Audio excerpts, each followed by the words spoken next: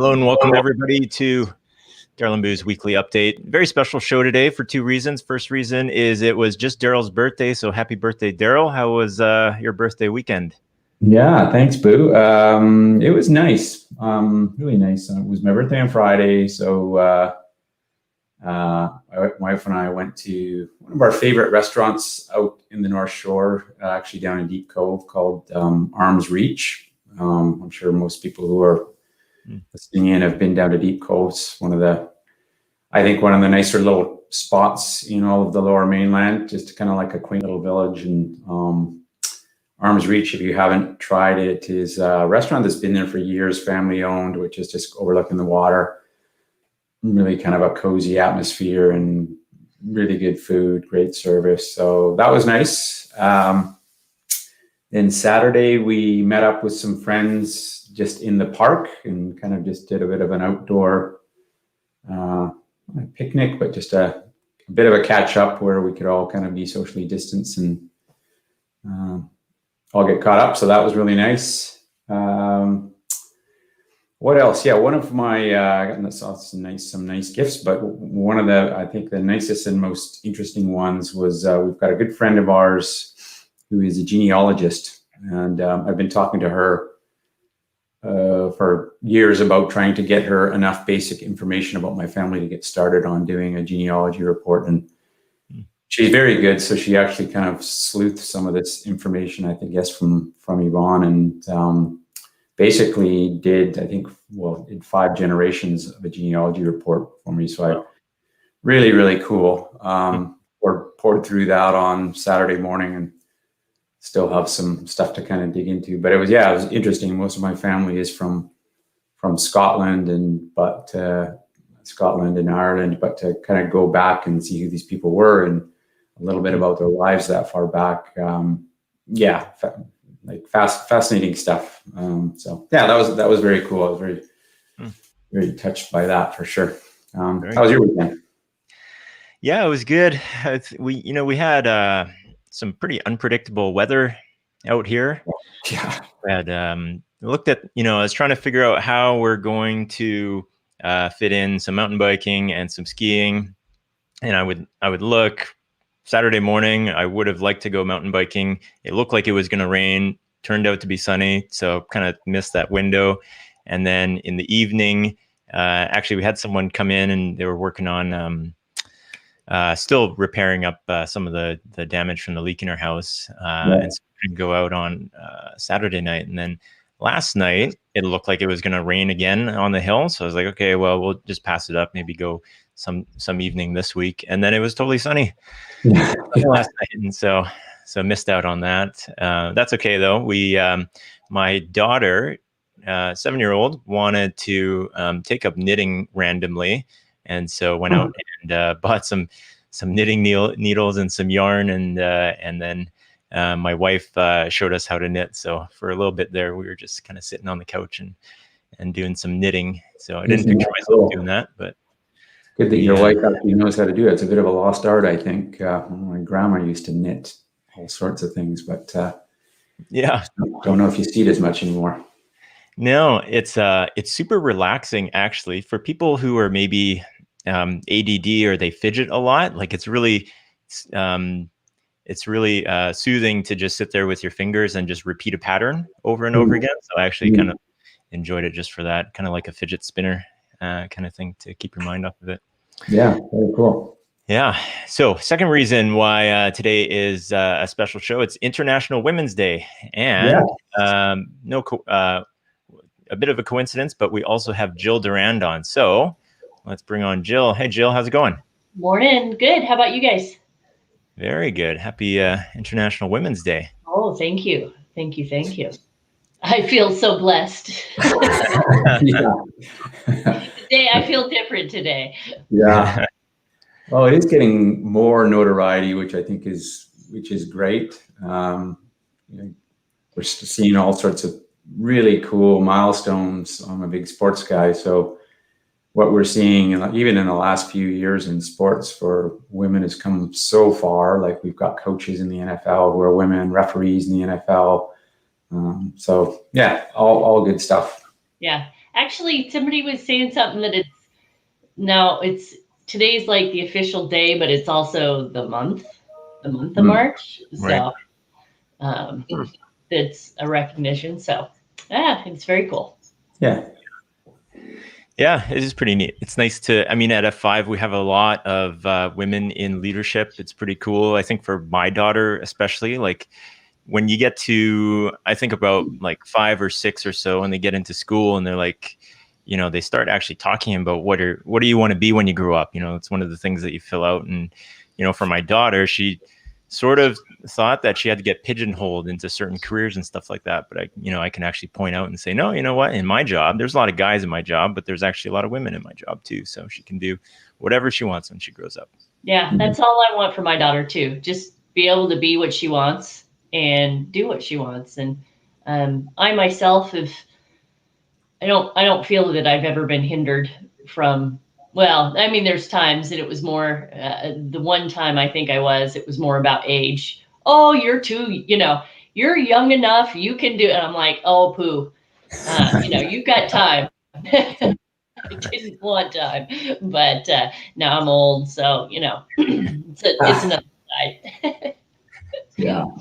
I think we'll be not too far off before we'll just not even be talking about this stuff. Hopefully not too far off where it's just not even a conversation anymore, and it's just uninteresting and generally accepted. Yeah.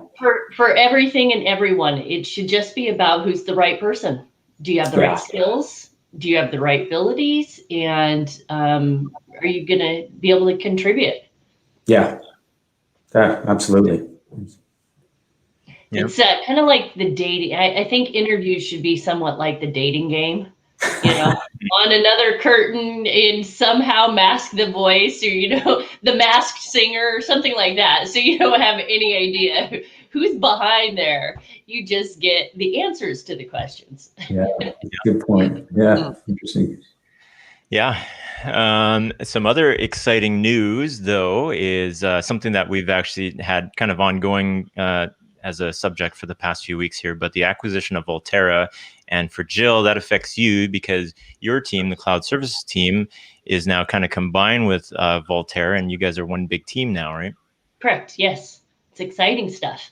It takes our mission to the cloud and jumps us, 2 feet in to the deep end. And the acquisition of Volterra, what they bring to the table, the platform they bring is going to bring so much to F5 and our customers of, the ability to offer new solutions quicker and a really diverse, and kind of game-changing architecture for getting to the cloud. So excited about it. Yeah. Yeah, pretty exciting architectures when you think about it. It was just John Callalang, also a routine guest on our show, was talking about some interesting architectures that a customer just kind of dreamed up and said in a meeting, hey, it'd be cool if it did this. And John went out and said, maybe it can, maybe it can't. And then he tried to build it, and he could build it in Volterra. Just, something that didn't exist before, he was able to create very quickly. Yeah, every time I kind of hear a new use case from somebody, I'm like, I wonder if, and I start asking questions and looking around, and it's like, yeah, I think we can make that happen. Yeah. Yeah, it is pretty cool. And it's, when you talk to customers over the last couple of years who have been kind of on that journey to public cloud, it's one of the common themes is kind of have some assumptions on things that they can do, and then kind of hit a roadblock and have to try and do a workaround, and sometimes go back and try a different solution altogether. So each of these different public clouds, for good reasons, have their proprietary tools and ways of doing things and want to capture as much of the market as possible. But that kind of model obviously is just not sustainable. So I really love that Volterra can, break down some of those things and just make it simpler to deploy in any cloud. Yep. Yeah. Takes the little nuances of each cloud and, and kind of washes them away. Yeah. Good way of putting it. Yeah, for customers, they can kind of go back to focusing on what's important to them, like building their application or moving their application, which is driving their business. Edge and security was always this thing that it is very important in their environment. But when you stretch that across 3 clouds, and you have multiple different vendors on there that you have to coordinate, being able to kind of lift that burden off their shoulders so that they can unlock whatever architecture that they want, focus on their application, and streamline that. I think we picked a good use case there to solve for folks that I don't think they'll get anywhere else right now in this way. Most definitely. Was talking to a customer last week about it, and I could hear the excitement in his voice. Unfortunately, in Zoom land, sometimes you don't get to see if people don't turn on their camera, but it's like I could hear it in his voice, and I could hear his brain. It's like, wait, do you mean I think I could do this? And he was jumping straight into the end part of the conversation before we got there. So it was good. It's good.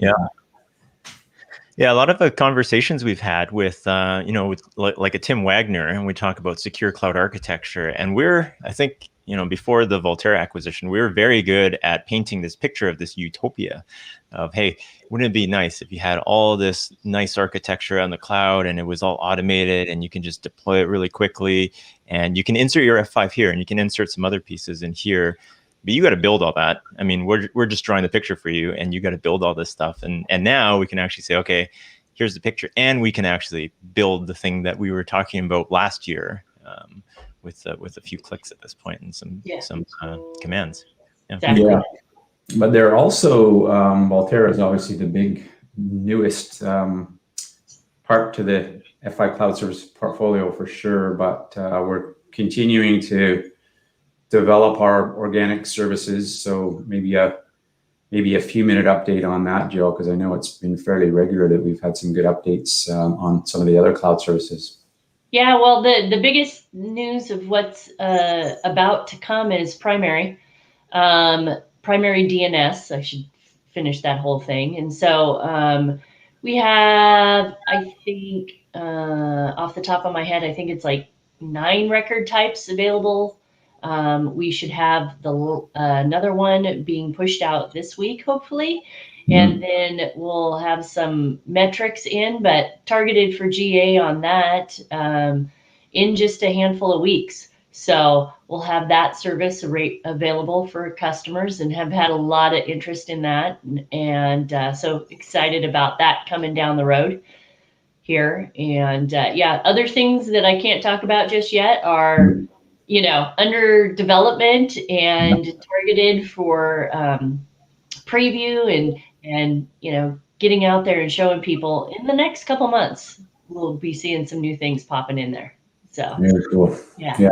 We just had a customer on Friday, as you know, just who we talked to probably 2 or 3 months ago, but now interested in leveraging our GSLB cloud service too. So I just think we're kind of early, still somewhat early days, but this time next year, I'm very certain a lot of our customers are just going to say, hey, it's just as easy for us to let you guys do it as a SaaS service. Mm-hmm.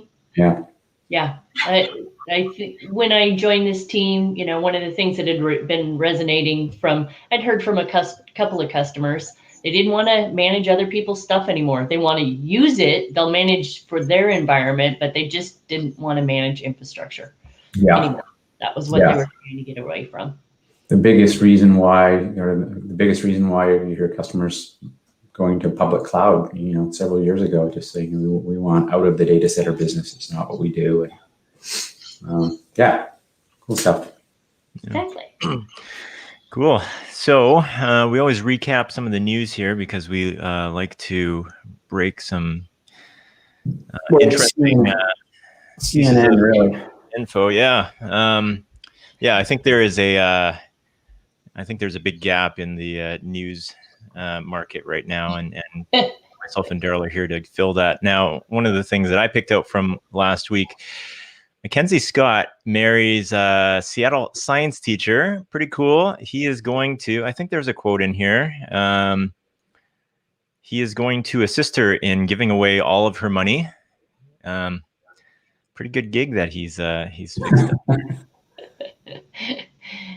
It's I saw the first clip on that in the news this morning, and I'm like, okay, yeah, that's. I wonder if it'll be like 1 for me, 1 for them, 2 for me. Yeah.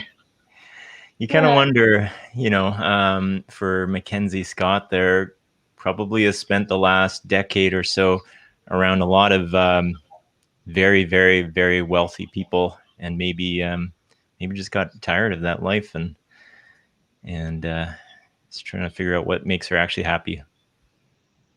Giving away billions of dollars and being with whoever you want. It didn't take her long to get engaged, but I guess that's yeah, that can happen. Yeah. Now another subject that came up. Now, we are not financial advisors on here, and I noticed this article is actually a sponsored article as well, but there's actually a new ETF that tracks social media buzz from platforms like Reddit or Wall Street Bets. And I think we were talking about this with Ryan McElgan, how, there's information that hedge funds will put together because they employ lots of research analysts to go out and dig up information that is hopefully all public. But if all that information is public and you kind of crowdsource everything from the rest of the internet, if you can pool all that information together, then you can be as knowledgeable or have more knowledge than what a hedge fund can put together and react quicker. So this is actually an ETF that is put together by AI. It scans 15 million online social media posts like Twitter, Reddit, and stock twits. And then it puts together a portfolio of 75 US large cap stocks. Ticker symbol BUZZ, BUZZ. So should be interesting to to see if this actually works.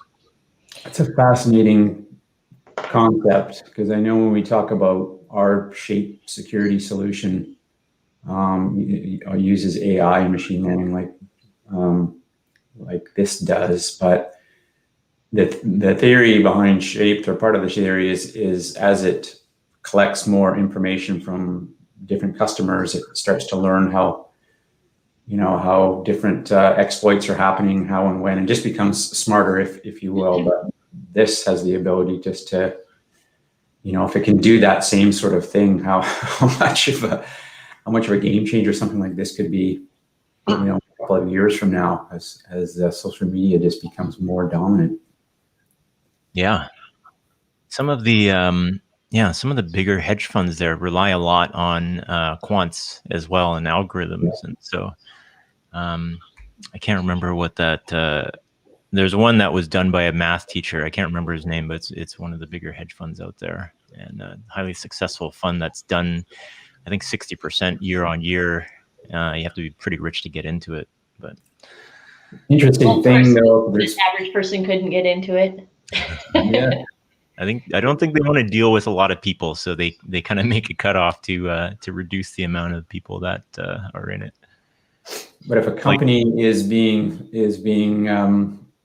on social media a lot, doesn't necessarily mean that it's always good news. I guess there's bad news too. So I'm wondering how it kind of figures out if it's investing in these companies, if and for the wrong reasons. I'm sure they've got that figured out. But that would be interesting to learn a little bit more about. Yeah. Well, Google has, for PageRank, they have the concept of site authority.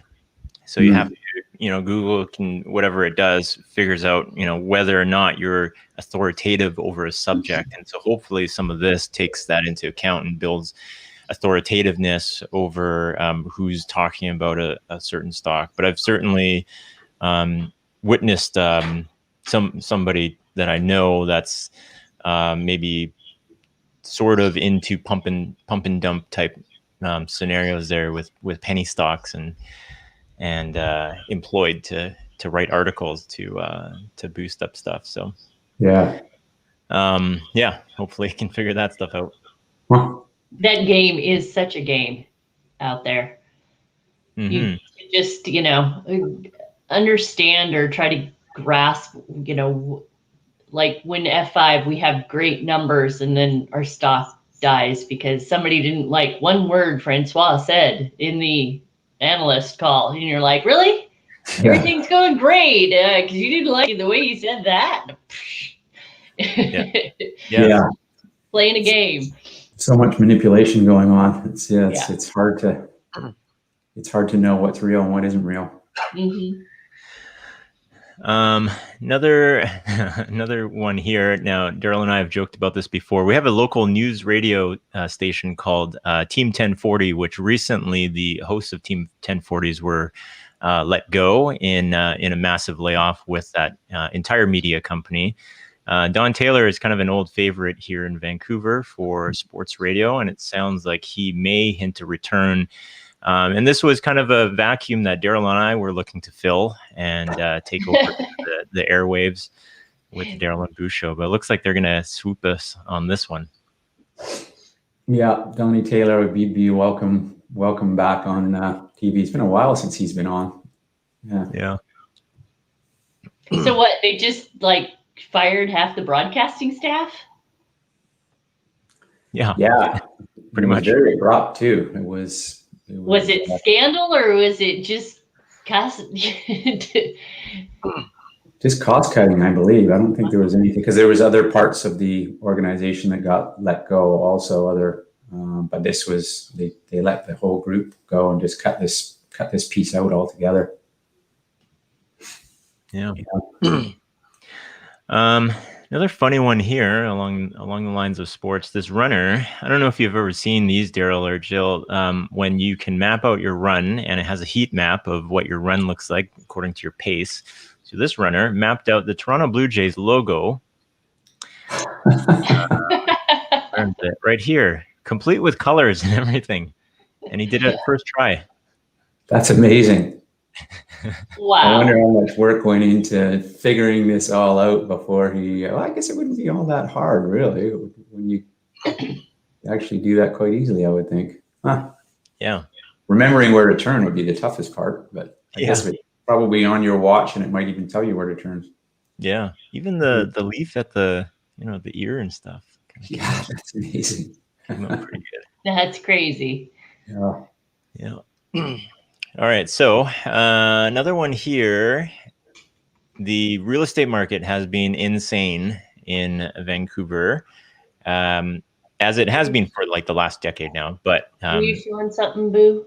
Lately, I will flip to this now. Okay. You guys can make a guess on. I know the answer because I was just looking at it. What is the average house price now for February for a single family house in Greater Vancouver? What's your guess? Canadian dollars for Jill.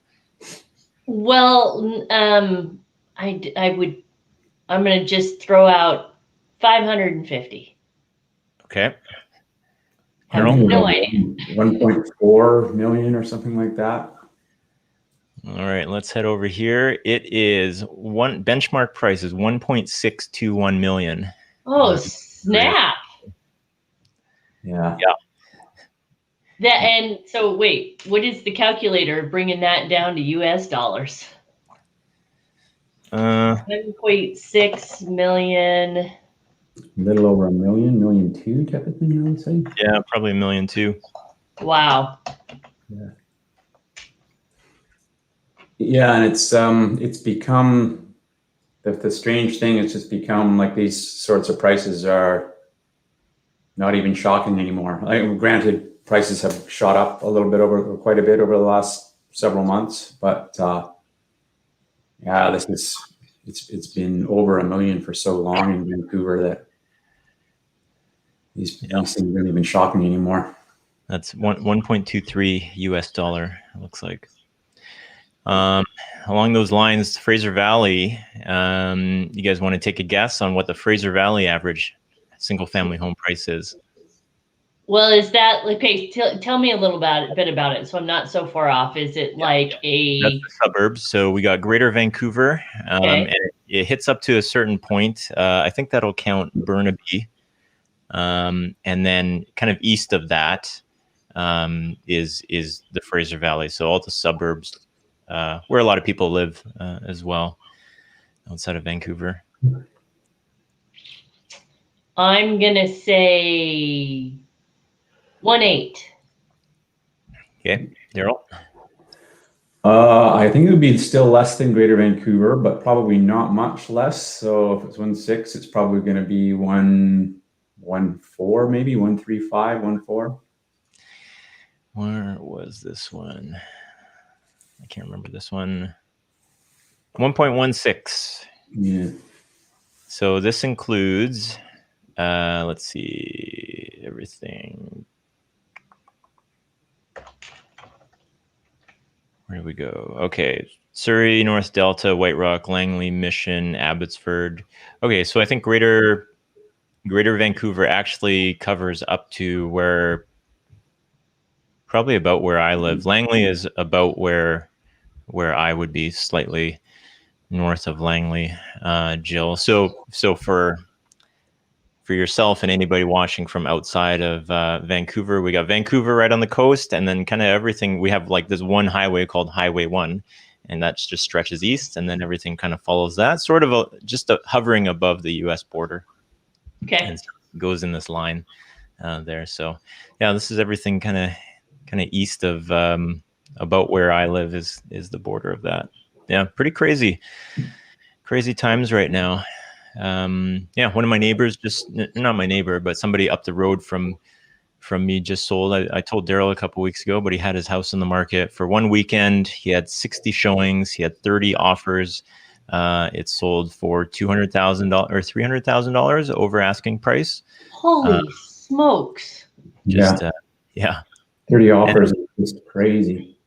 Yeah, I just heard of one that was 40 offers just this last week as well, of a friend of mine.